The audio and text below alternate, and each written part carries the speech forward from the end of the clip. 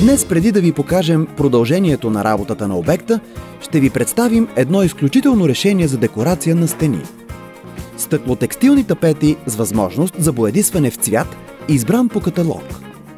Тапетите се отличават с голямо разнообразие от текстури. Могат да се боядисват в цвят, който желаете, и освен това са много здрави и устойчиви на повърхностни наранявания. Ще се убедите сами, след като проследите демонстрацията.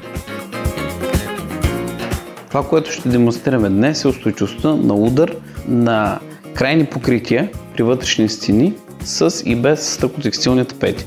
Подготвили сме две мостри. Едната е гипсова мазилка без крайно покритие, а другата е същата гипсова мазилка с крайно покритие стъклотекстилен тапет и боя сатен. Теста, който ще направим днес, е изпитание за устойчивост на крайните покрития при удар със сила 10 джаула. За целта ще пуснем тази метална топка от височина 1 метър, за да видим какви ще бъдат пораженията.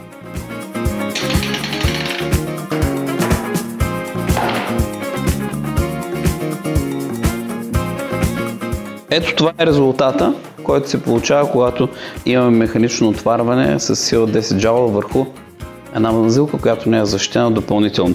Същия опит ще направим с абсолютно същия продукт, абсолютно същия материал, само че с защитно покритие от стъклотекстилен тапет с боя.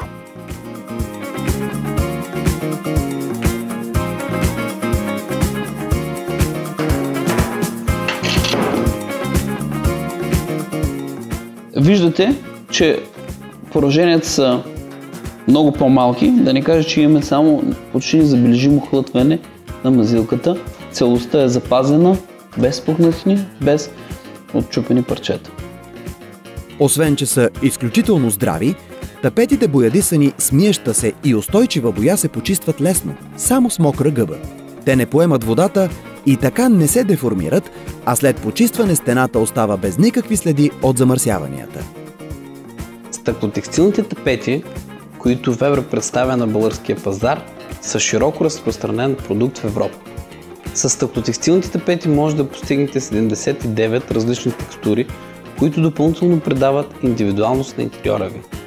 В допълнение към естетическата стойност, те същевременно армират и защитават основата, върху която са залепени. С стъклотекстилни тапети леките неравности на основата стават на практика незабележими, което ги прави подходящи и за нанасяне директно върху напукани стени. Поради високата си способност да защитават основата, с стъклотекстилни тапети избягвате често срещаните наранявания по стените, типични за зони с висок трафик на хора, както и офис помещения.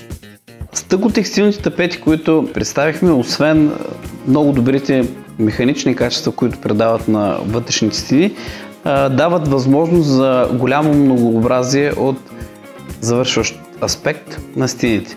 Стъклените тапети са налични в 79 текстури и могат да бъдат боядисани с всички 248 цвята, които предлагаме за вътрешни бои.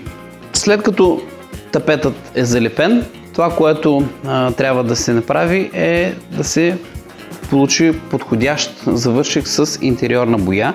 За стъклотекстилните тапети това, което предлагаме, е Weber Lore Satin, боя с много висока устойчивост на износване, която може да се мие и която работи прекрасно с стъклотекстилните тапети. Тук ще ви покажа как с няколко движения постигаме желания цвят. Виждате, че с една ръка имаме прекрасно покриване и постигане на плътен цвят. Крайният продукт, като боядисан тапет, позволява едно много модерно и устойчиво в същото време завършващо покритие на вашите стени. Изключително подходящи са тези решения при силно отварени повърхности.